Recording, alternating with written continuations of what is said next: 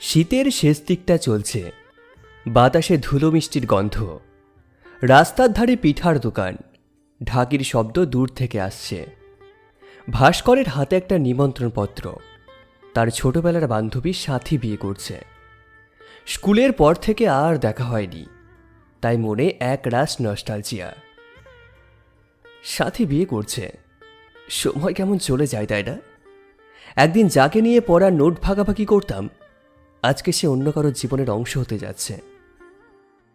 একটু নার্ভাস, একটু খুশি। বিয়ের বাড়িতে পুরনো বন্ধুরা আসবে, হাসি ঠাট্টা আড্ডা সব মিলিয়ে ভাস্কর ঠিক করল এবার একেবারে যাওয়াই চাই।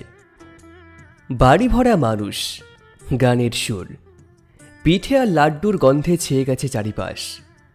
ভাস্কর গিয়ে দাঁড়ালো বারান্দায়। সাথী ফুলের মালা সাজাচ্ছে।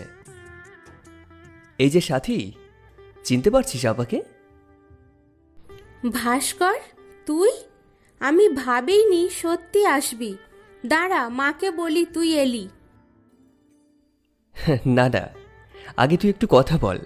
তুই তো একদমই পাল্টে গেছিস, এখন দেখলে মনে হয় সিনেমার হিরোইন। তুইও তো সেই আগের মতোই এক চিলতে হাসি নিয়ে কথা বলিস। চল, তোর সঙ্গে আমার বোন বনির আলাপ করিয়ে দিই। ও এখন সবার কাজকর্মে সাহায্য করছে। ভাস্কর ঘুরে দাঁড়াতেই দেখল সিঁড়ির পাশে একটা মেয়ে ফুল সাজাচ্ছে।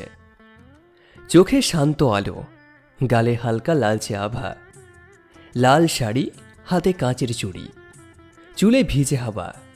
এক মুহূর্তে যেন চারিপাশে শব্দ থেমে গেল।